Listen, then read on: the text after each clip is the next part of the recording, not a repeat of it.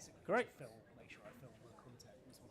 Great. Well, welcome everyone. I'm Bobby Duffy. I'm Director of the Policy Institute at King's College London and Chair of the Campaign for Social Science, which is part of the Academy of Social Science. And it's a real genuine pleasure to welcome you to the campaign's key event of the year, the Campaign for Social Science and SAGE Annual Lecture. This year in partnership with Policy Institute and our Faculty of Social Sciences and Public Policy and the Global Institute for Women's Leadership. And for those of you who don't know, the campaign exists to demonstrate how social science improves public policy, society and lives. Not just claiming that it does, but showing practically how it does. And to advocate for its greater use in decision making and in government. Again, not for our own selfish benefit to make us feel good about things, but because we believe it really does make the world a better place. And we're very lucky to be supported by 28 universities. A huge thank you to those, our supporters. And of course, our main supporter, SAGE, who also sponsor this annual lecture series. And this is a really particularly special annual lecture for me for 4 reasons. I know that rhetorically it should be 3 reasons, but there are actually 4 reasons, so we're stuck with 4 reasons. And I think first and most important, of course, is I get to chair Julia Gillard, who is, of course, ex-Prime Minister of Australia, current chair of Welcome and of our Global Institute for Women's Leadership at King's. And just genuinely one of the most incredible people I've had the pleasure to work with. And I'd be happy to listen to Julia talk on just about anything. But my second reason for particular delight today is the subject matter of Julia's talk is on truth and trust and the role of evidence in a polarised world, which is incredibly close to my heart, given the focus of the work that we do at the Policy Institute and in my own research personally. And personally, I'm deeply worried, getting deeply worried about where we are and where we are moving to in all sorts of ways. But I'm also not despondent because we have such a strong case for evidence. As you can see in the latest report from the campaign, the contemporary relevance of social sciences, which is on your chairs, which makes a really clear case for the value of social sciences in dealing with some of the challenges that are underlying and are at the heart of that division that we are seeing. The third reason that I'm really happy to be here tonight is that we have an incredible lineup of respondents in Stian Westlake, who is Executive Chair of the ESRC, who supports so much of the vital social science research in the UK and around the world, and Yuan Yang, who's MP for Earley and Woodley, member of Treasury Select Committee and co-chair of the APPG for Social Science and Policy. So together, we really couldn't ask for a better group to look at this type of issue. And finally, my last reason for delight is it's my last annual lecture that I'll be introducing, as my 6 years as chair have come to an end. And just to be really clear, it's not the fact that it's ending that's the delight. It is quite the opposite. It's entirely that it's been such a pleasure to do the role, to work with an incredibly talented and dedicated team. And of course, chairing this event each year has been a real highlight for me, where I've had honour of introducing such a brilliant lineup of social scientists, from Hannah White to Torsten Bell, Gary Young, Paul Johnson, Trish Greenhosh, Mark Easton, and of course our excellent president, Will Hutton. All incredible insights and shows the real draw and power of the Academy, I think. So format tonight is incredibly simple. In a minute, I'm just going to hand over to Katie Metzler from SAGE to give her introduction. Then we'll hear from Julia for about 30 minutes, get responses from Stian, then Yuan for 7 or 8 minutes, and then we'll have time for questions for you. And I guarantee we'll be wrapped up before 8 p.m. for a reception in here. So welcome, Katie Metzler.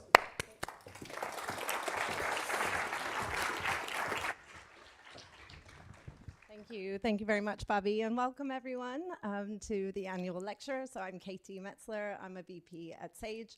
I'm also lucky enough to be a member of the Campaign for Social Science Board. And I'm pretty starstruck, honestly, to be in the same room as Julia Gillard tonight. So I just want to say a few words about SAGE. In case you aren't familiar with us, I realize we may not be as famous as tonight's speaker is. So we're an independent academic publisher, and our mission is to build bridges to knowledge. This year was our 60th birthday, and since our very first journal in urban studies, launched 60 years ago, we proudly supported the development of the social sciences. We've also been independent since day one, and our independence is guaranteed for the long term thanks to our founder, Sarah Miller McCune. She actually started SAGE when she was just 24 years old, and she recently passed control of the company to an independent trust that's charged with maintaining our independence in the long term. And what that means in practice is that a selection of universities and charitable organizations that support social justice will become our beneficial owners. And by transferring control of SAGE to a trust, Sarah's secured our independence, and that means that we're free to make decisions for the long term. We're free to take risks, make investments that advance our mission for the next 60 years and beyond. So the primary way we support the social sciences is through our publishing, of course, but it's also by sponsoring events like this one and taking part in things like the Campaign for Social Science. And our aim is to demonstrate the role that social science plays in helping us to understand and address the most urgent issues facing society. Alongside the campaign, we also publish reports like Bobby just waved around, which we will hope you will all take with you, which gather data, case studies, and evidence for policymakers on the impact of the social sciences. And so speaking of impacts, for all of the social scientists in the room, I also encourage you to check out SAGE's Policy Profiles, which is a free tool that allows you to look at where your work has been cited in policy documents to help you understand the impact of your work on policy. So a big thank you from SAGE to everyone in the audience who supports the campaign. A huge thank you to Bobby Duffy, who has been an incredible chair of the campaign and who will very much be missed. And thank you to all of you for coming tonight. And mostly thank you to our speaker, who I will pass over to now. Thanks so much. Thank you very much.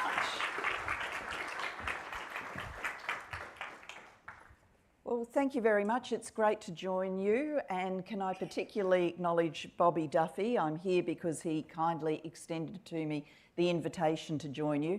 Now that's really glossing over it. The truth is, if Bobby asks you to do something, you do it. So here I am. Tonight I want to begin by celebrating the enduring and vital work of the Academy of Social Sciences and its advocacy arm, the Campaign for Social Science. After all, if you can't get a pat on the back at your annual lecture event, when can you? It was the vision of the founders in the 1980s to create the Academy, and it was their vision to bring together the UK's diverse academic, practitioner and learned societies. And being connected and talking to each other is valuable in its own right, but what's even more powerful is your discussions gave rise to collective action. In January 2011, the Academy dramatically amplified its impact by launching the Campaign for Social Science. This campaign has reached beyond academia and now showcases to decision makers how social science disciplines can directly solve national challenges. And the Academy has successfully demonstrated the power of social science in both words and deeds.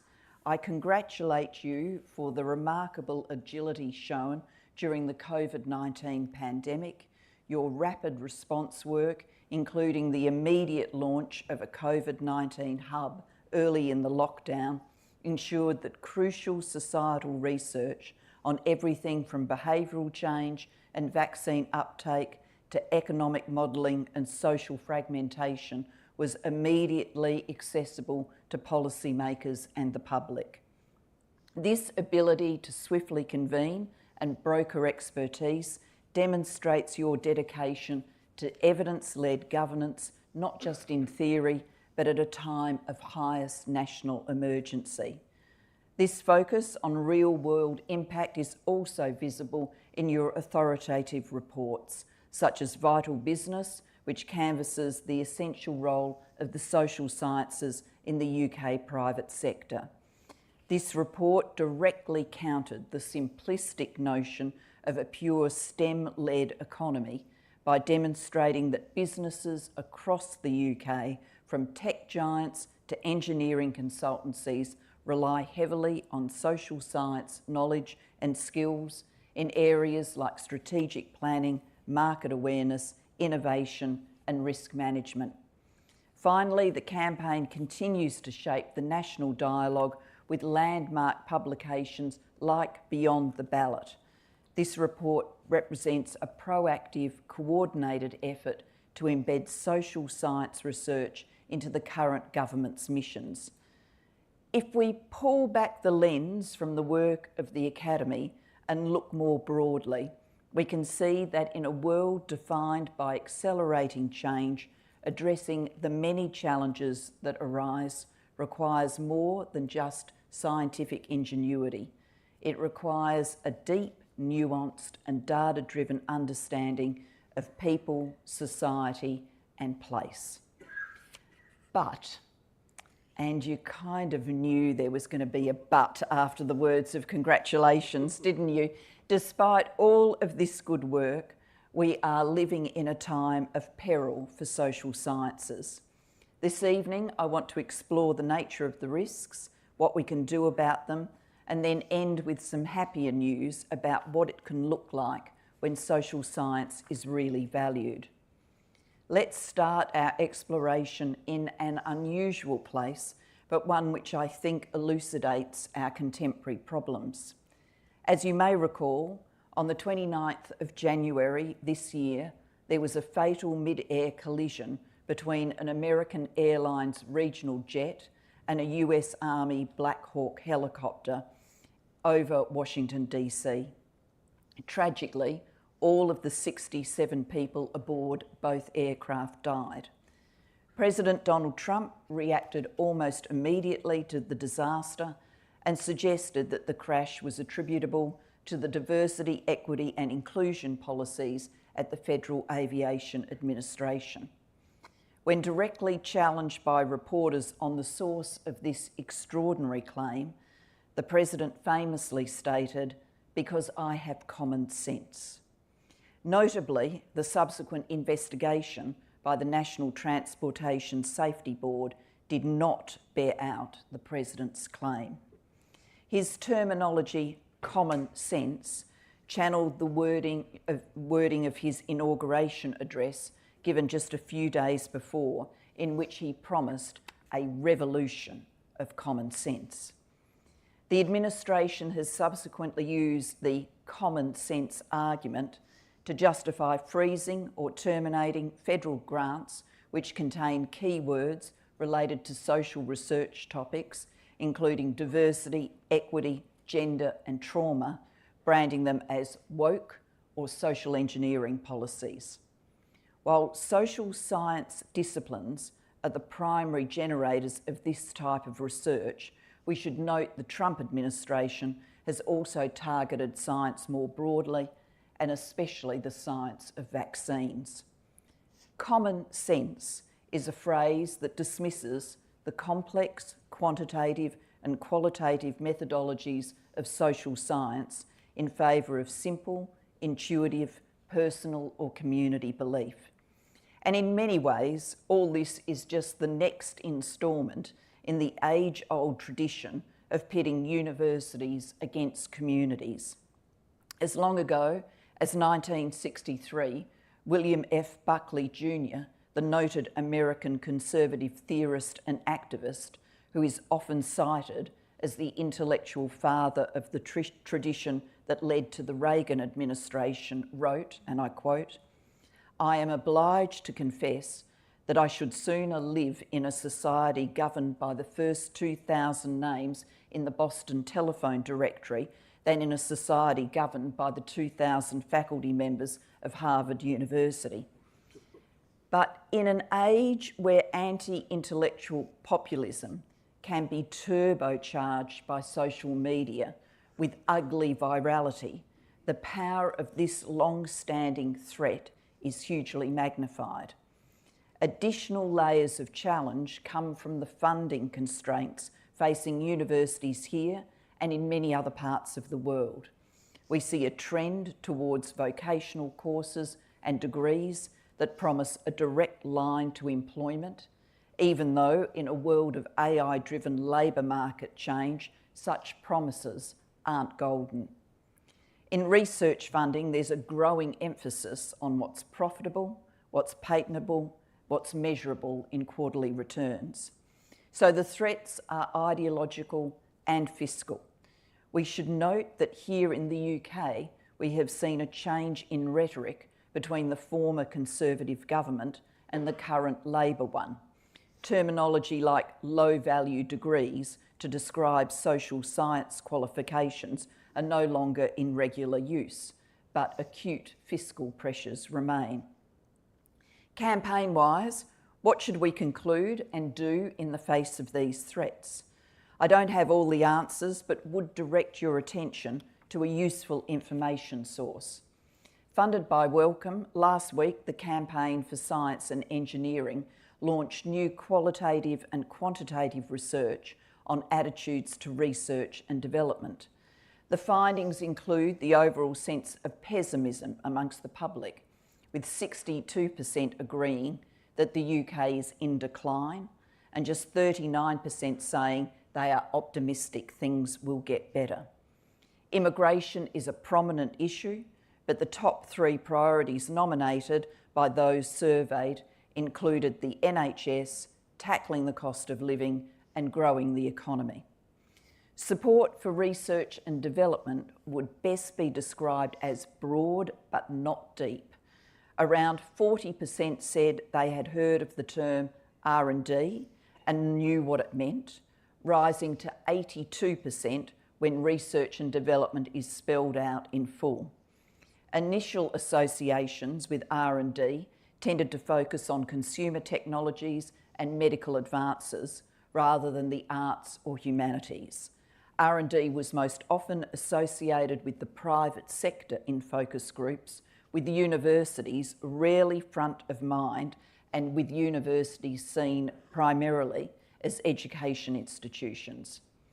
The public struggle to understand the scale of the R&D workforce, and although viewed favourably, most do not consider researchers to be like them, and stereotypes persist.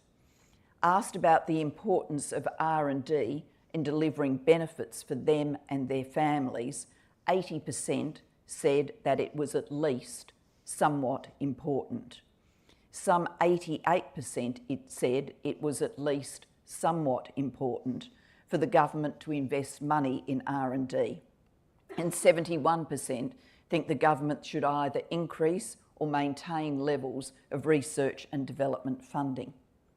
But only 4 in 10 said that research and development was relevant to their life, and just 29% said they felt connected to research and development.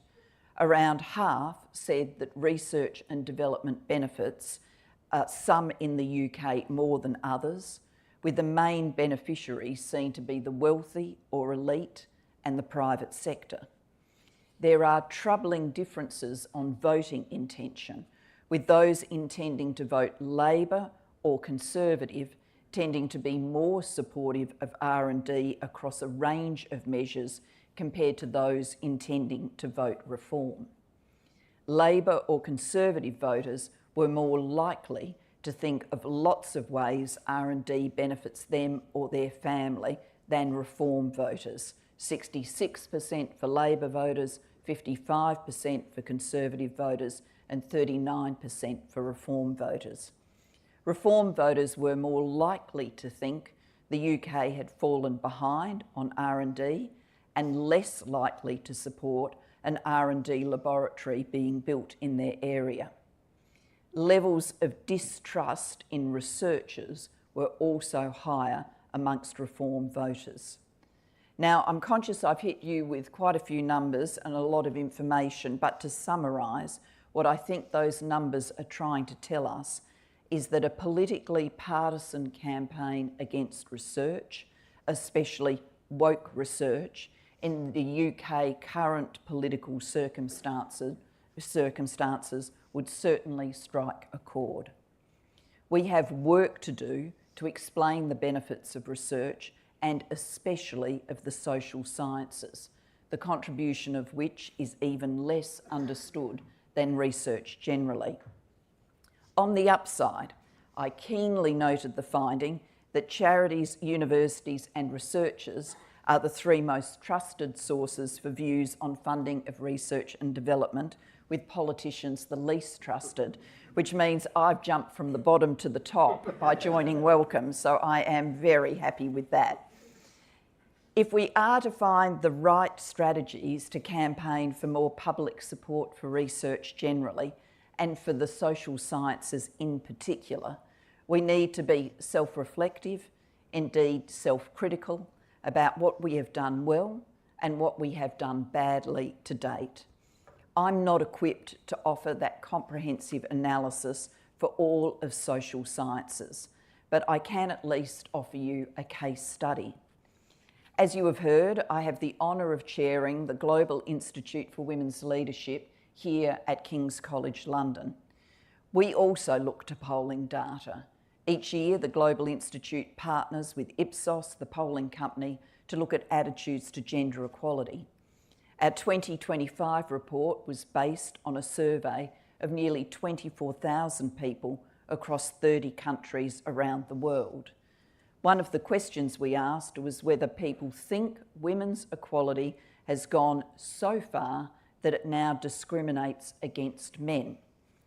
44% agreed, almost half. And while men were disproportionately saying yes to this question, over a third of women also agreed with that statement. Now, this is not a revelation to us at the Global Institute. We have conducted this type of opinion polling for several years now and have seen a hardening of these kinds of attitudes over time. But years of data shouldn't inoculate us from feeling the impact of this startling statistic. The World Economic Forum research tells us we are much more than 100 years away from achieving gender equality globally, yet 44% of people believe that men are becoming victims of gender discrimination. The bad news doesn't stop there, I'm afraid. Asked whether a man who stays home to look after his children is less of a man, 28% of Gen Z men agree. And that means in our sample, those aged over 18 but no older than 27 at the time of the survey. Among those ageing baby boomers, people like me, only 12% of men express the same view. Now, we should just pause for a moment and have that sink in. It means if you found yourself at a birthday party for a 70-year-old, with the celebrating crowd largely in the same age bracket, you are more likely to be among men supportive of gender equality than if you went to a 21st. Why is that? We thought these younger generations, growing up without the shadow of a Cold War and in the age of digital technology, would become global citizens, able to see through the stereotypes ingrained in previous generations. Of course, we thought there would still be political differences and varied appetites for the rate of change, but we assumed the trend would be progressive, not polarising. The reality reminds me of a quote by the American humorist and poet Ogden Nash, who said, "Progress might have been all right once, but it's gone on too long." He was, of course, making a joke, but what happened to make so many young men begin to see progress and equality as a threat? No one knows the full answer to that, but there is now a huge drive to understand it, and indeed some of Bobby's own research helps shed some light. This year's acclaimed TV series Adolescence was one way of people trying to get to grips with it, and showed that the creative industries are now trying to help us grapple with and reflect on what's happening. At a more academic level, at the Global Institute for Women's Leadership, we are endeavouring to mount a major research project into attitude formation by young men. It is always dangerous to posit an explanation before all the data and analysis is in, but intuitively I would posit three potential factors. One, young men are doing it tougher today. The statistics on comparative educational attainment and income generation capacity are truly concerning. Indeed, here in the UK, for the first time, it is young men rather than young women who are more likely to be out of work and out of school. Second, today's generation has had more of their gender-based attitudes formed online, with anti-women elements encompassing everything from early access to violent pornography to the incel movement and the manosphere. Third, today's generation likely saw extra programs for girls when they were at school, an understandable response to the then existing educational disadvantages facing girls, but perhaps that has left the boys feeling undervalued. And maybe there is just some old-fashioned acting out against a more empowered generation of mothers who likely worked as well as cared for children and had a sense of their own equality. Wherever the research takes us, as we have already noted, the Trump administration has devoted itself to dismantling diversity, equity and inclusion policies, not only in federal agencies, but with intentional ripple effects on businesses, universities and organisations throughout the world. In a bizarre turn of political doublespeak, equity is being painted as inequitable, inclusion policies as excluding and unlawful. But we have to acknowledge this doublespeak is finding an audience and changing views. I have urged you to be self-reflective, even self-critical, so let me practice what I'm preaching. In gender equality campaigning, I think we have made a central error. Put starkly, we have failed to explain that a gender-equal world will be a better world for everyone. We have allowed the impression to settle that gender equality is about benefits for women, not benefits for all. Yet we know that men also benefit from living in more gender-equal communities. The Global Institute for Women's Leadership launched a UK Gender Equality Index this year, which breaks down gender equality measures to a local government level. We found communities that are disadvantaged but more gender equal. Basically, men and women were both doing badly. We found communities that are disadvantaged and highly gender unequal. Men are doing badly and women are doing even worse. We found communities that are advantaged and more gender equal. Men and women are doing well. What we didn't find is even one community that is gender unequal and advantaged. What this research shows is that when we rise together, men and women, not a zero-sum game, but a virtuous circle of more advantaged circumstances and more gender equality. When we look at the individual level, we also find that gender equality advantages men. Research shows that everyone who holds a gender incongruent role pays a price. What do I mean by that? Well, simply, a woman military commander has to prove herself better to be accepted because the stereotypes in our brain are screaming that we should be seeing a man in that role. But the same effect plays out for a male nurse who has to do more to prove his competence and his caring attributes because instinctively he is not who we expected to show up. Against this backdrop, in the fight for gender equality, I have been urging people to resist, reflect and re-energise. We must resist the rollback of measures to support diversity and in the UK, particularly focus on those businesses and organisations who use the cover of Trump's actions to quietly walk away from their own DEI work. But we must also reflect on how to do better. We can't ignore the state of public support for diversity initiatives or gloss over the errors in our campaigning. And having done that reflection, we must re-energise.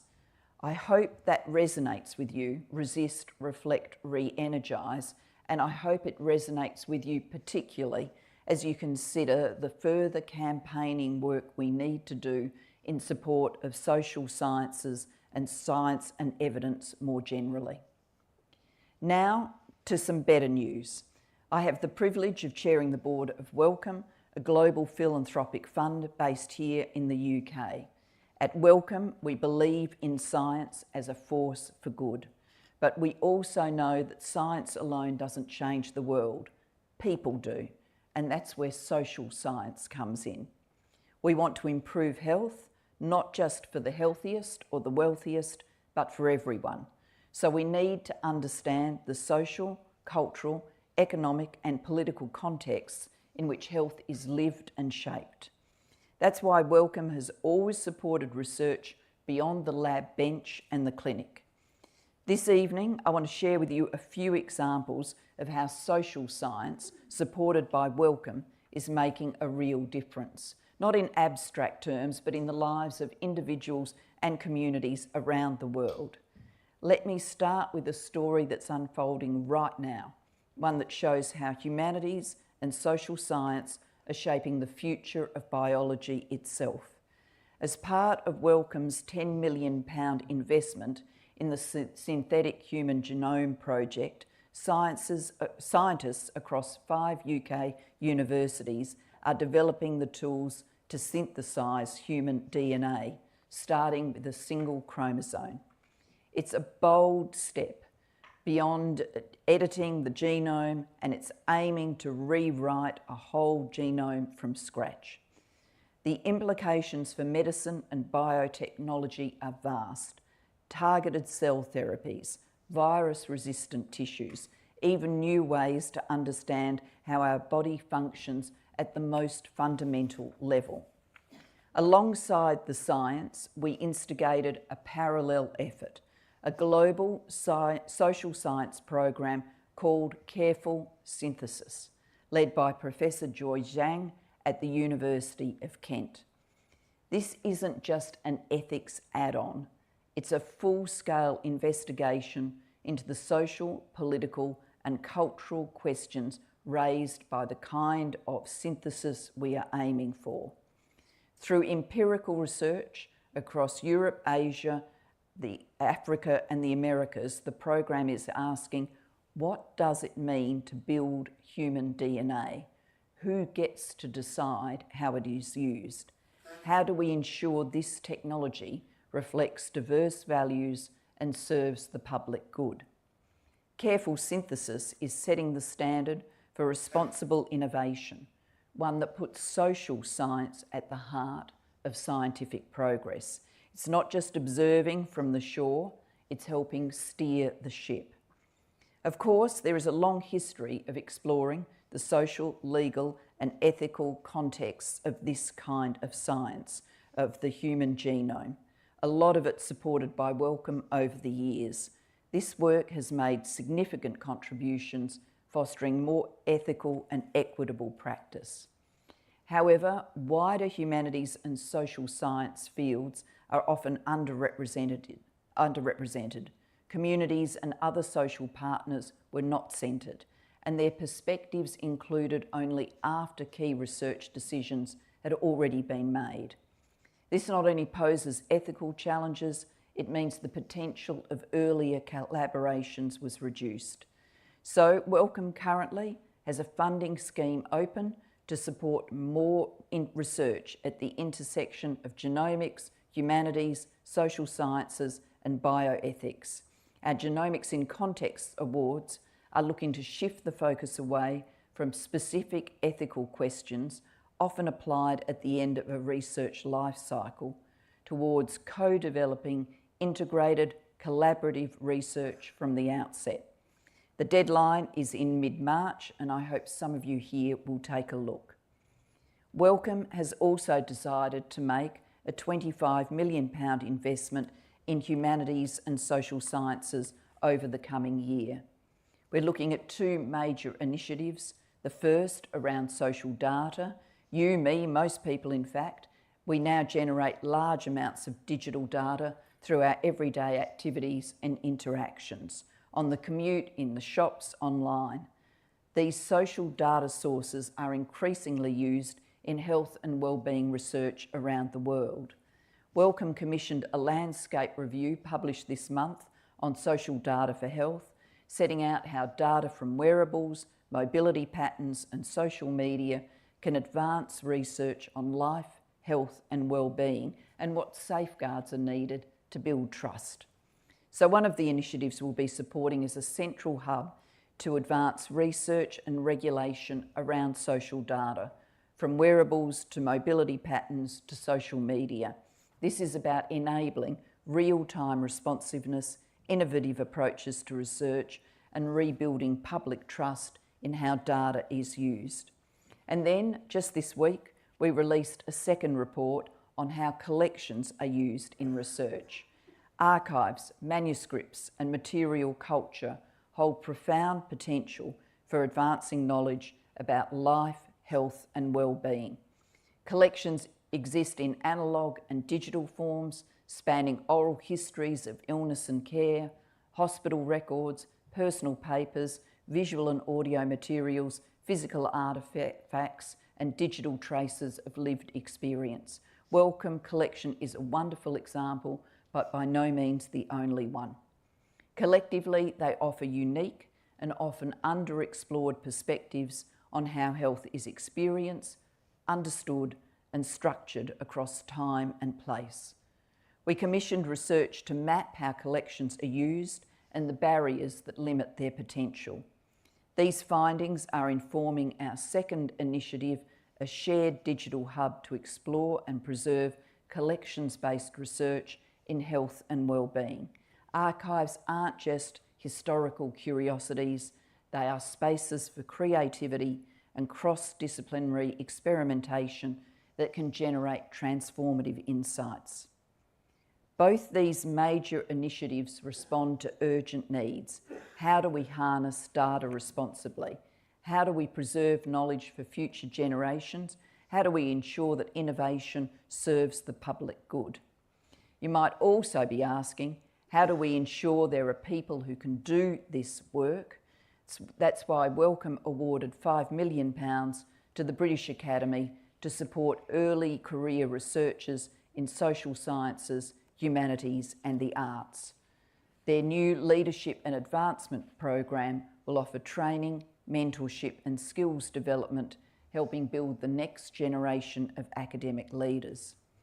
Of course, social science isn't just about health, it's helping us understand the dynamics that shape equality, leadership and opportunity. If we want to build a fairer, more inclusive society, we need to understand it first. That's the power of social science, and that's the kind of work Wellcome sees as essential in our mission to support science to solve urgent health challenges facing everyone. Let me end with this thought.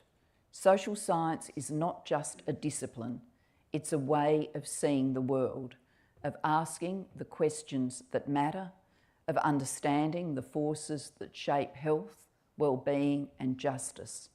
Without it, science risks becoming detached from society. With it, we have a chance to build systems that work for people, not just in theory, but in practice, a truly laudable goal. As we look out at the world, I hope you share two emotions with me, hope and urgency. Urgency because the challenges are real and pressing. Hope because of the wisdom we hold, our ability to learn from mistakes, and the power of research to advance humanity. While we might not yet have every answer, we can all find ways of pursuing change, of resisting the rollback of progress, of reflecting on how to do better, and re-energising for the challenges ahead. I thank you.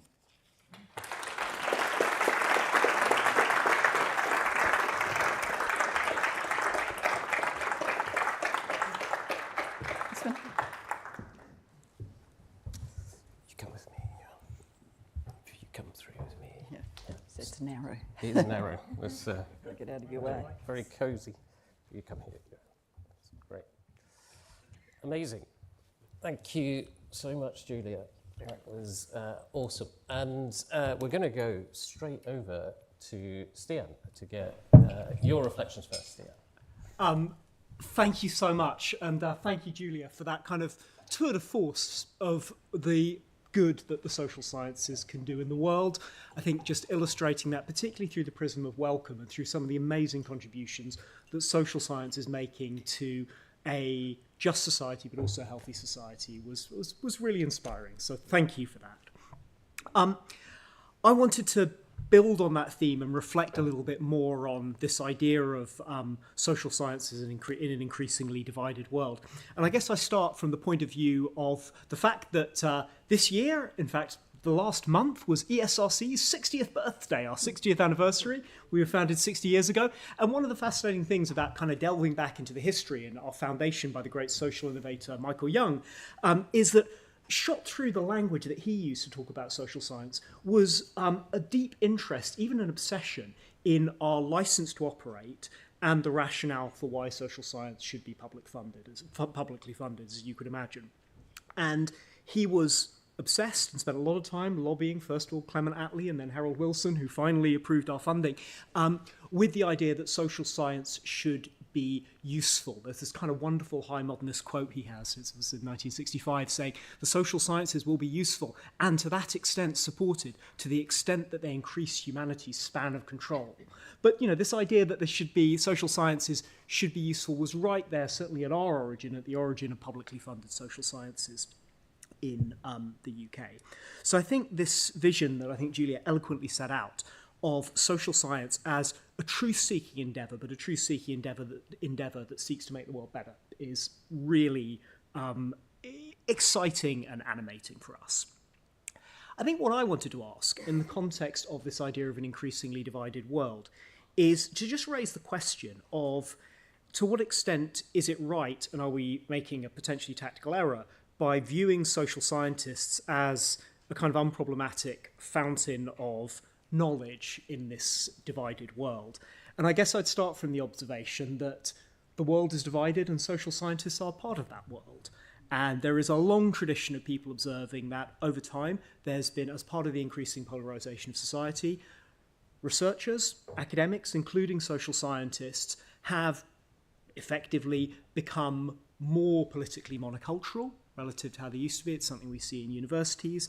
And obviously this underpins a lot of the criticisms that we hear from populists and from other critics of academia. And I guess what I wanted to reflect on is what challenges that might cause and what we might potentially do about it, in a spirit of self-criticism, as you enjoined us to do. I start with some, in my opinion, fascinating opinion polling by Luke Trill from More in Common, who did some interesting segmentation of the UK population, and one of his segments that he divided the UK population into was what he called progressive activists. Progressive activists have views probably well represented in this audience and among social scientists. Progressive activists in his polling represent about 8% of the population. I've not seen any public polling of those views in universities or among researchers generally, but I've been told from private polling that's been done that this group massively predominates in university settings, and in some ways I'd like to think that's not super surprising. If it wasn't poor research methodology, I was very tempted to do a kind of show of hands poll and see how many prospective reform voters we had in this room tonight. But, you know, in respect to the many great pollsters we have here, I'm not going to do such a shoddy bit of research methodology, but I would imagine that there aren't too many of you who've come along who are planning to vote reform in the next election, even though when we poll, approximately a third of the UK population is currently stating that as their intent. So at the risk of kind of stressing the point, the population of social scientists, we are not wholly representative of the population as a whole. And I think, to come back to the spirit of self-criticism, I certainly see some potentially legitimate critiques made of social science, of ESRC-funded social science, as some of the things that I've been involved in as a result of those kind of things. So to give a few examples, there's an interesting think tank researcher called Stephen Webb who looked at UKRI and ESRC funded work on migration. Obviously, we are very transparent, so we publish all the details of all the funding we give out. And Stephen went through and looked at all the various projects that we funded over a period of years on migration and made the case based on his analysis that basically everything was very much argued or started from the point of view that migration was a very good thing for the UK, centred migrants' perspectives, and proceeded from that kind of point of view. Now, that's a point of view we may have a lot of sympathy for. It's certainly not something that would command universal approval among the UK population. And it raises an interesting question around what does that tell us about the selection of topics. Similarly, Alice Sullivan, UCL academic, who recently conducted a review on the statistics and research data on sex and gender, made the argument that the nature of ethics panels and the nature of forces within academia made it harder to research certain social science topics on sex and gender. Similarly, Alex Edmonds, a great researcher at London Business School, has done some really interesting. I don't think this is his research, but he's been a strong communicator of it. Of some research by the McKinsey Global Institute, and again, this is self-criticism because I used to work at McKinsey. McKinsey did some very, very widely publicised work on the stock return benefits to diversity on boards, and I mean, it seems that it's basically very, very, very bad quality research that still gets trumpeted because I think morally we all agree with the case. We all agree that diversity is really good. But it's led us into this trap where this research, which unfortunately was not very good, is something that's quite hard to drive out of the system. So a few examples of, somewhat randomly selected. I think there's two questions here then. The first is, if we care about truth-seeking, which I think we all do, this is kind of why we're all here and why we all care about social science, are there examples of where the nature of the population that we consist of, social scientists, potentially either hinders truth-seeking directly or more likely hinders issue selection? Those of you who read the kind of harrowing Louise Casey audit on grooming gang research will note that one of her recommendations was around research on grooming gangs. And the point that she made was that almost every local review of grooming gangs said, someone's got to go and do some research into the causes. And the point she made in her kind of inimitable style was, no one's done this research. This is a really interesting topic. It's something where lots of researchers have lots of relevant expertise. But it makes one wonder, was that issue selection problem something that we should be asking ourselves about from a social science point of view? But let's switch away from self-criticism for a moment and be maximally charitable about social science. Let's say that we know that some of these issues, social scientists have what might get accused of groupthink, not because we're bad people, but because fundamentally we're right. There are areas where what happens when you find out more about something is you realise there's kind of an incontrovertible answer. The link between, I hope it's not too controversial to say, the link between vaccines and autism is pretty clearly not there. I would like to think that pretty much any vaccine researcher would say this is, if you've studied it, you realise this is not there. And it may very well be that many of these cases fall into that category of things where this is actually just expertise talking and we should honour the expertise. Let's suppose that is the overwhelming phenomenon that's happening here. I think there then still comes a question that we need to ask ourselves, which is not around truth-seeking, but around our licence to operate. And I say this with one eye to what's happened in the United States, as Julia rightly pointed out, where the effects of the Trump government's current cuts and likely ongoing cuts on research, both in the social sciences, but actually in medical research, in scientific research more generally, have been, I think, genuinely, it's hard to see how that can be anything but terrible for human welfare and for the United States specifically. This is a real challenge, and it's something that I think in a world where, in a political world, in a democracy, we need to reflect on. And I think we need to reflect on it particularly if we're in a world where we are not wholly representative of the population and where the tides of populism are potentially rising. Now, unfortunately, I don't know an easy answer to that. I can think of lots of bad answers. I can think of lots of things that we could do that would appear to solve the problem but wouldn't help very much. But it does feel to me that this is something that we need to think about, partly if we want to continue the really important mission we have of seeking the truth and using that truth to improve society, and also particularly if we want to heal these divisions, which as a part of society we're inevitably part of, but we can also look at intelligently and say that these are bad things. So I guess I would conclude by echoing Julia's underlying point that our mission here is absolutely vital, and really throwing out there this question of how we make sure that as participants in this society, and as inevitably participants in the divisions that go on, how we can make the most of that role, do the best we can as truth seekers, and really underpin our license to operate in a politically diverse society. But thank you. Great. Thank you. Thank you so much, Stian.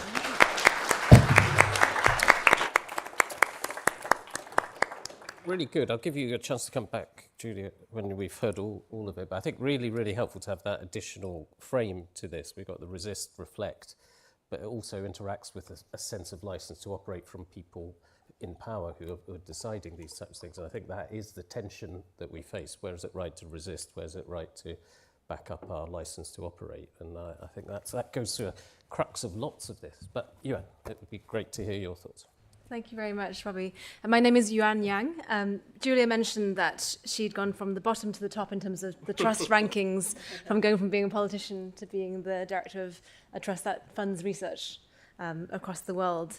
And I suppose I've gone from maybe the medium towards the bottom. So for most of my working life, before the general election last July, I was an economics and business journalist at the Financial Times.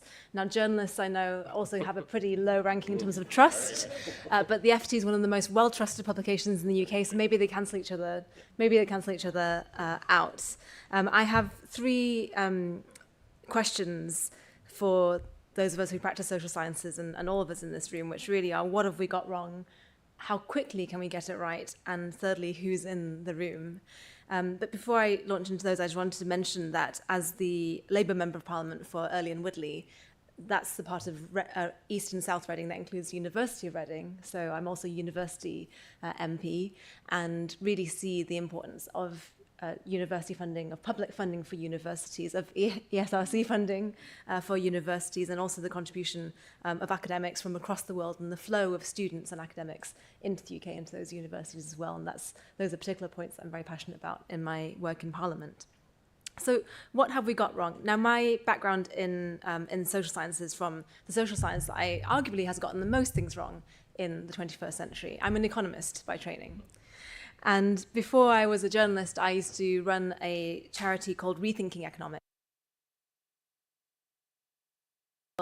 and seeks to expand and challenge the economics curriculum. And I got involved in that because I was an economist. I studied my undergraduate from 2008, at the peak of the financial crisis, at a time when the macroeconomics department, and to some extent the other departments around it, were asking ourselves the question, or in the case of the LSE, being asked the question by the Queen: how did you not see this coming? It's a very complex question, and it's a question that often got booed away by some academics who would say, well, by definition,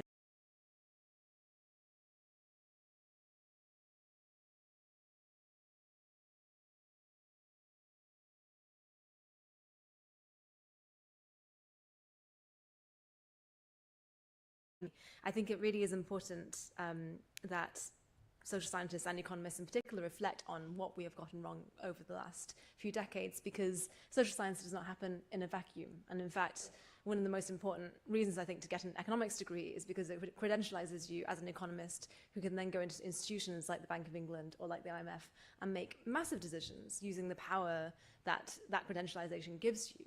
So we're not solving optimization problems in isolation from the rest of the world. The problems that we set ourselves as academics filter into the framing of public policy decisions, not just in terms of the outcome of the decisions, but even the questions that we put on the table to be asked by everyone from central bankers to treasury economists to those running the government.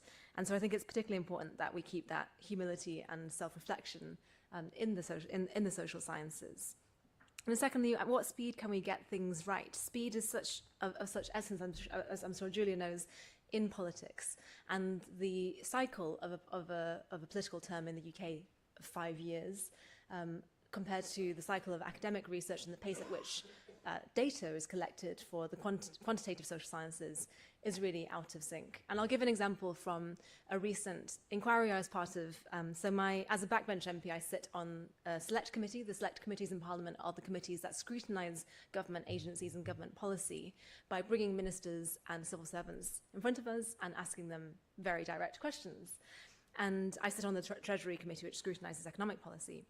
We recently had George Osborne, the Conservative Chancellor from the 2010s, to talk about the decisions that he had made, along with other former Treasury ministers from various parties. And we had a very interesting conversation around Sure Start, which was the Labour government's programme to bring hubs around the UK, particularly in deprived areas, to support mostly, I have to say, young mothers, young parents, but essentially young mothers was the biggest demographic that came, and often single mothers with the health and educational needs of their children. And Osborne, of course, closed down Sure Start in the early 2010s. Now, when I asked him why he had made that decision, he first said the evidence at the time was that it was not a very effective use of money. And when I followed up and asked, what evidence did you hear about this at the time? He then de-escalated to, it was generally felt at the time that it was not an effective use of money. Now, as I think Julia's illustrated with her descriptions of how common sense are used, I think general feelings are often not general feelings if those feelings belong to a very specific proportion of the population. And here I'm talking about the Winchester College Eton proportion of the male population that probably has very little to do, unfortunately, with childcare in the home. The answer to that question about evidence has now been fairly conclusively, I think, proven by the Institute for Fiscal Studies, which has in part ESRC funding, in their longitudinal study in terms of the cost effectiveness of Sure Start, finding that every £1 spent saved £2 in the long run across a broad swathe of measures from health to employment outcomes. And there are, of course, reasons why that takes 10 years. It takes a long time for a child to go from being a child to entering the labour market. So there are these inherent limitations in longitudinal research. But how can we get to those answers at a pace that matches the pace of politics?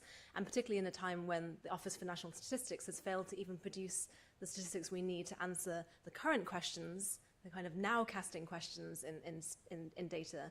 How can we manage to get the data that we need in the public realm when we know that in the commercial and private realm, when it comes to investment banks and hedge funds, a whole swathe of alternative and often very highly predictably powerful data is out there that's not in the academic and public realm.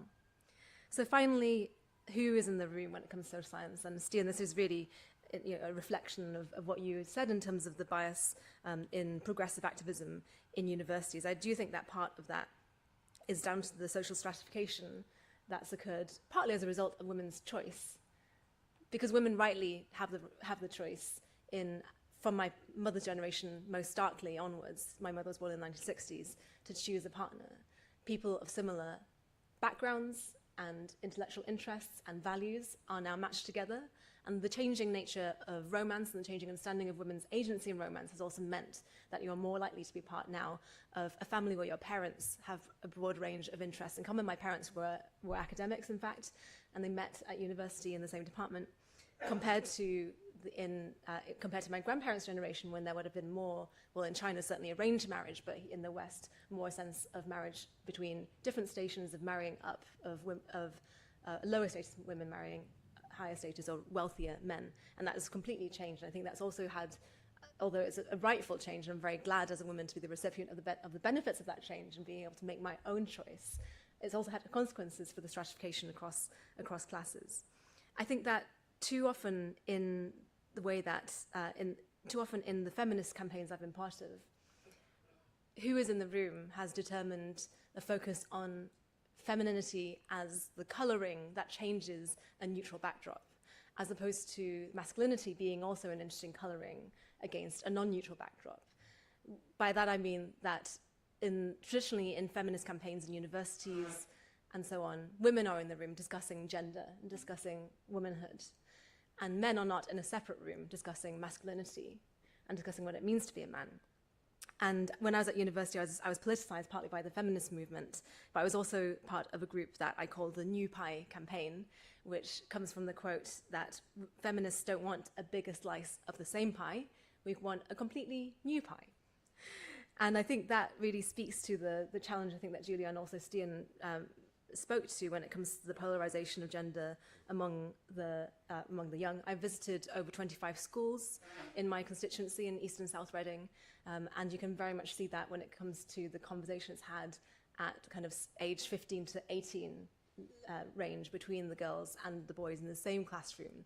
Very, very different conversations around politics. It also comes, the question of who's in the room also comes out in Parliament, of course. We're now 40% women in Parliament. We're still very much have a way to go before we achieve gender parity with the population. But also in the hiring in parliamentary offices, because although there are only 650 parliamentarians, there are many more thousands of parliamentary staff who then input into the decisions and outcomes of those parliamentarians. And again, you see this very starkly. Parliamentary researchers and parliamentary assistants tend to be male. Caseworkers, i.e. constituency staff who handle calls, who handle the personal problems and inquiries of constituents, tend to be female. And that divide really changes, I think, the conversation around what do we do with this problem? What do we respond? What do we focus on? So I suppose what I would implore all of us in this room today, we often think about those in universities seeking to widen access to universities, or those in Parliament seeking to widen access to Parliament, in the same way that feminist campaigns have often had women in thinking about how to achieve parity with men.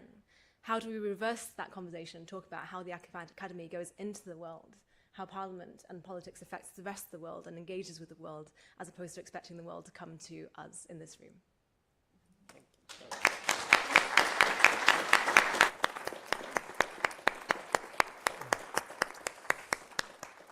Amazing. Thank you so much, Yuan. That was brilliant. So I'm going to give Julia a chance to just respond and any reflections on those. But at the same time, if you can think, if you have questions that you would like to put to Julia and the panel, do start thinking of those now, and we'll get microphones around in a second.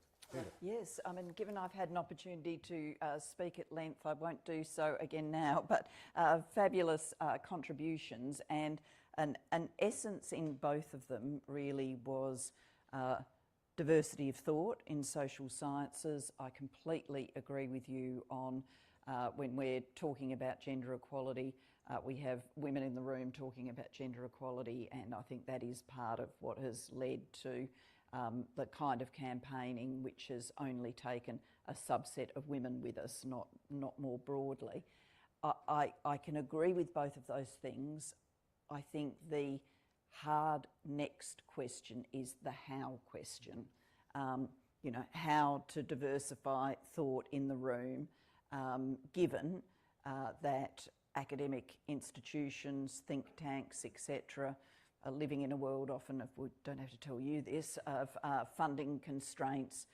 You're not in a position to expand to diversify, so you would need to substitute to diversify, and you'd actually be substituting to diversify on a series of grounds that are protected characteristics under equality legislation. You couldn't wander around your faculty going, I've got, 10 Labor supporters, 5 Green supporters and 3 Corbyn supporters, and I need to equal up, so 9 of you have to go. I'm sacking you because you're a Green supporter, you because you're a Labor supporter. You couldn't do that. You wouldn't want to, I don't think, and you couldn't. So the how question when we're in such tough fiscal times, I think, is very difficult. And I think the how question, the school visiting, I used to love visiting schools when I was a Member of Parliament, and Deputy Prime Minister and Prime Minister always went to a lot of schools, and you get a lot of truth there, you get a lot of unfiltered truth, which is a good thing for politicians.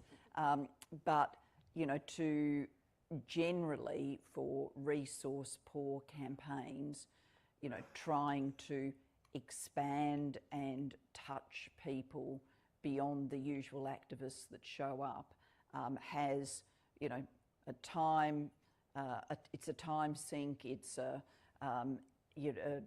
money, funding, and how we can find effective strategies to do that, once again in a world of constraints, and where the polarisation rhetoric is everywhere from mass media to social media, and we're trying to do this very bespoke, localised campaigning.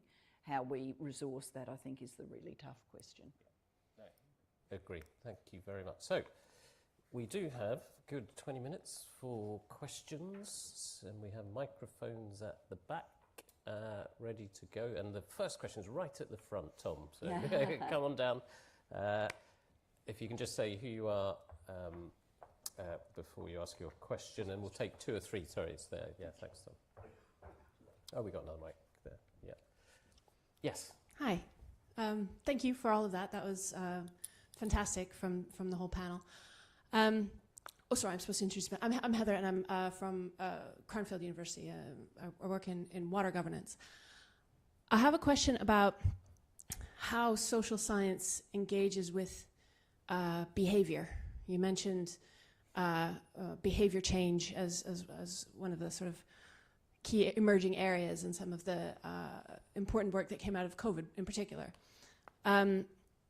In the ways in which social sciences are viewed and particularly trusted, is there a risk that some of the way in which we engage with behavior can also engender some of that mistrust in that? And I have encountered this myself in some of the research that I do, which touches on water use behavior, that it can engender a feeling of being manipulated. And so I'm just wondering if there's given that the importance of understanding behavior, particularly for things like you mentioned vaccine uptake, and the needs around understanding and influencing behavior for real public health aims, for instance, are there views on a way that we can adjust to that new reality in how we communicate behavioral research to the world? Really good, thank you. A really great question. Any other questions from the room? Oh, we got a flurry. Where's George? There was a lady in the middle I saw first.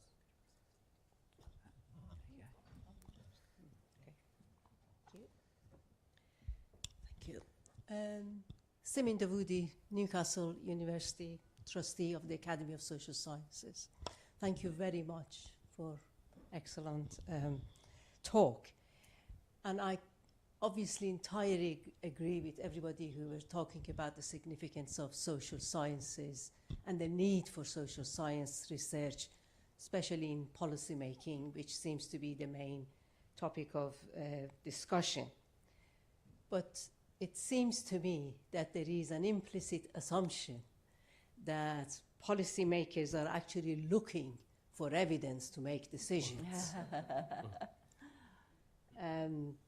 We know that's not the case. I might even go as far as saying that doesn't always have to be the case. There are lots of other factors that politicians take into account in making decisions. The example from Osborne, for example, is quite clear that that was an ideological, a political decision. They were not really looking for evidence, even if they claimed that.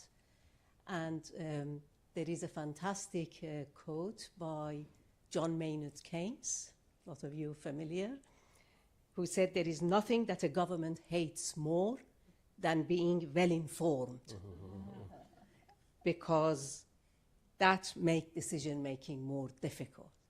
So I suppose no matter how in sync we are, no matter how strong our evidence is, we shouldn't assume that the policy will be based on that evidence.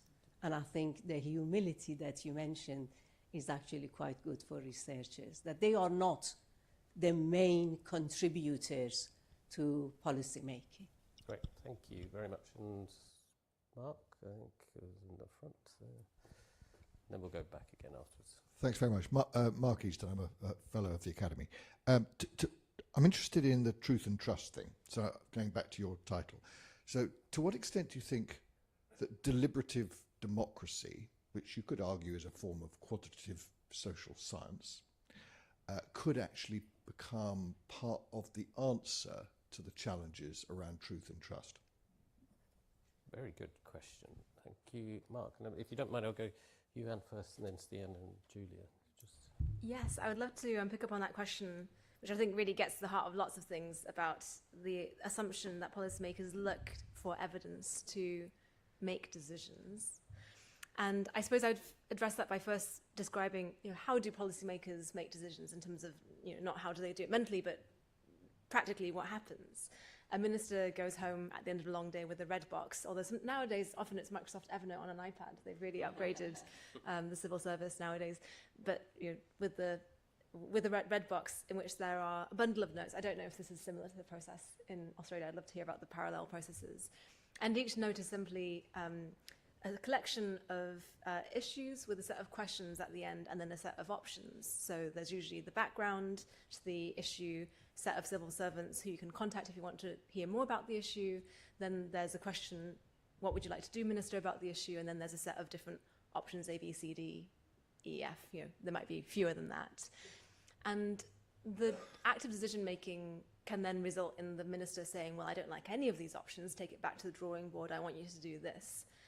But I would imagine, although I don't know if there's been research on this, it'd be very fascinating to do some research on this. I imagine in most cases a minister goes for one of the options in the preset list, either because of the expertise of the civil service, or because actually the civil service, conversely, are actually just quite good at surfacing the best options. And unless you're going really far off-piste, you're going to choose one of those options. So the whole decision-making framework around the policymaker is not just them on their own. They may be on what I think I and many people in this very well stratified and assortatively matched room consider ideological, but others in a different room somewhere else might not consider ideological. They might consider them common sense decisions. But in most cases, I would say that the civil service apparatus is also really important check and balance, but also framing of options for the minister. And I know that many ministers in this newly elected government, who are the first Labour government, of course, to be running the civil service for 14 years, get tremendously frustrated at a civil service whose options are perhaps learnt in under a previous era. So my first point about what economics has gotten wrong is partly about not just the answers that we come out with, but the framing power of social sciences and of policy making as a process. It's not necessarily that the politician is the only one in the room, or when it comes to making that decision. And even after the fact of the decision making, the way that bodies like the Office for Budget Responsibility or the Civil Service or different government departments write the impact assessments, conduct them and publish them, has a tremendous impact on the way that the decisions are talked about in the public narrative as well after the fact. So I agree that evidently some politicians sometimes, and all of us some of the time, in fact probably much of the time, make decisions not based on evidence but based on much more internal reasons. But the evidential structure of the apparatus that we work within often frames and leads us to conclusions, even if we don't know them at the time. And you quoted Keynes, and there is another Keynes quote that I am sure many people in this room will know, but I don't know off by heart, which essentially says that if you don't understand where your ideas are coming from, then you'll be the slaves of a defunct economist or a defunct idea maker. Great. Yeah. Any reflections on Very good questions. I mean, Heather, to pick up your question about social science and behaviour, I think it's super, super important that we ground behavioural science and behavioural interventions in terms of some kind of appreciation of the underlying ethical, philosophical questions. I mean, I think this is something where arts and humanities actually has a lot to teach us. The one slightly mischievous thing I would say is I recognise that there are some issues with social science in these areas. I've observed that social scientists are better than public health people on this, so there's kind of a hierarchy, but I absolutely agree we can learn a lot from people who are thinking about, well, what are the permission structures here, as well as what's the best way to nudge people. On evidence, I think this is a very important question. We've been funding evidence synthesis of various types at ESRC for over a dozen years now. I think my view is that the best users, the best designers of evidence, the best sort of policy entrepreneurs of evidence are good at meeting policymakers halfway. No politician will, or indeed should, purely be making evidence-based decisions, but almost every policymaker will have some areas where within their commitments to their political constituents will be able to do a better job through evidence. So being able to do them, being able to speak the right language is really important. I'm going to leave the deliberative democracy because I think I've got too much to say about it, and I'm going to hand over to the actual democratic politician here. Well, I'm very happy to pick up that question. I mean, I would say about deliberative democracy, you know, citizens' juries, all the rest of it, we should be trying these mechanisms. I don't know. I've seen some great examples in Australia. There are some great examples. I don't know if the evidence is in that they really do help lift public trust. But I also think we're at the stage with democracies where the decline in trust, the fragmentation, the polarisation in political debate, we might as well try something. You know, just, you know, the status quo, we can see the trend line on the status quo, and that trend line is not taking us in a good direction. And so I think all sorts of democratic innovations are worth trying. And I think deliberative democracy potentials are worth trying. I think parliamentary reform, very deep parliamentary reform, is certainly worth thinking about. I mean, you know, I can't preach. I came up in and thrived in a very adversarial environment and enjoyed it. But I think we can see in the modern world that the public's over it, the kind of you know, sort of rhythms of parliamentary life, of question time, of people yelling at each other. I think different structures have to be tried within the parliament itself. I've advocated in the past, I know the nature of the infrastructure here doesn't make it very easy because it's old and very gorgeous, but consequently not very easy to change the parliament here. But I've advocated in the past trying something like randomised seating in Parliament. I mean, in the Australian House of Representatives chamber, everybody's actually got a seat. It's a little bit different to the House of Commons. Those seats are allocated, you know, government one side, opposition the next, the opposite, you know, some independents and whatever in the middle. You know, if you allocated it at random, I think the Welsh Assembly does this. If you are actually sitting, you know, Tory, Labor, Lib Dem, you know, you're far less likely to be turning and going than you are across where you've got all your mates with you and all the people you're opposed to opposite you. I think all of these things, and there would be dozens and dozens of ideas more, are worth trying because we've got to do a series of very different and potentially radical changes to restore public trust.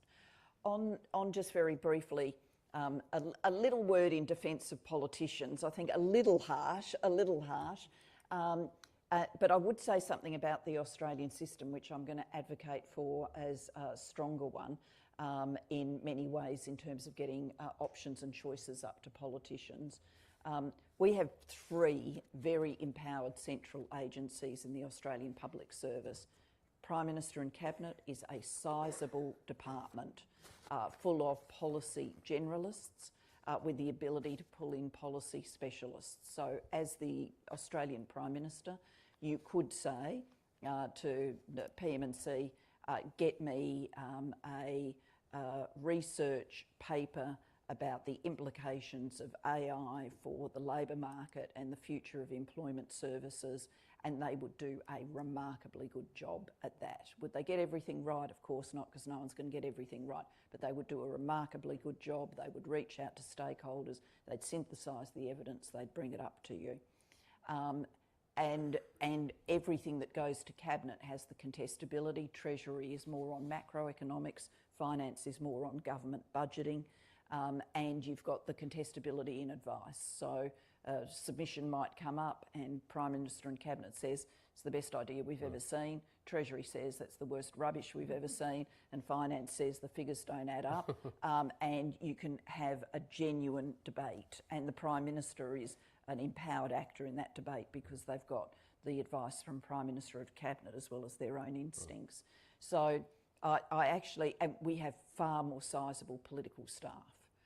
So I would never have been battling with the equivalent of a red box without things coming to me that have got a note from one of my own politically appointed policy advisors about, you know, Treasury yet again has got its stupid bloody cuts out of the bottom drawer and it's trying to sell it to a new government. Don't fall for this one, Prime Minister. Okay, I'm not going to. So you'd get the political advice as well as the civil service advice. So you're not just trapped in a civil service frame. And of course, there are some things that you've got, you would say here, manifesto commitments, or policy commitments or core beliefs. I was a Labor Prime Minister. I wasn't going to listen to anybody run in the door and tell me trade unions were a bad thing. You know, the evidence showed trade unions were a bad thing. I wasn't going to do that. You know, there are some beliefs that are absolutely core. But, you know, in government you make hundreds and hundreds and hundreds of decisions, and some of them are very close to your ideological centre. But many, you know, trying to improve dialysis services across Australia. You know, it's nothing ideological about that. You're going to get the best of evidence and best advice about what would get the best service pattern, get the people who've got the most need for those services in contact with them and looked after. And, you know, social science material would be of relevance to that decision making and would be highly relied on. So I think there's graduations of it, and social science can have a very impactful role for, you know, a multiplicity of decisions that governments make. Yeah, just on that sort of specific point, some of the best work I've seen on this is by the Joint Research Centre at the European Commission, where they did a big piece on how does values and identity fit into policy making, because you can't deny that it's there, but it also doesn't mean that evidence doesn't exist within that values and identity framework. So it's a really, really good piece of work. I think I've been to lots of events with Julia, and what happens at the end is everyone wants to meet her and talk to her. So what I think I'm going to do is close it there instead of trying to get another round of questions in, because I can just see this developing. And I think we've got refreshments coming at the back, George, so they're coming through soon. So I think we'll call it there. Brilliant question. So I think it's just for me to say thank you to all of the audience, to all of you for coming, to the teams at the Policy Institute, Global Institute for Women's Leadership, and the Campaign for Social Science. And I think, you know, given it's my last one of these, a special thanks to Will Hutton as our brilliant president and Rita Gardner as our brilliant chief executive, as well as the team of Steve, Ed, Amy, Sarah. Just a great team to work with that has been throughout this. I really enjoyed it. Thanks, of course, to our amazing panel. It's been such great insight, challenge, but reinforcement of lots of the messages that came through from Julia, which is our final thanks to Julia Gillard. Amazing annual lecture. Thank you so much. Thank you. Julia. Thank you.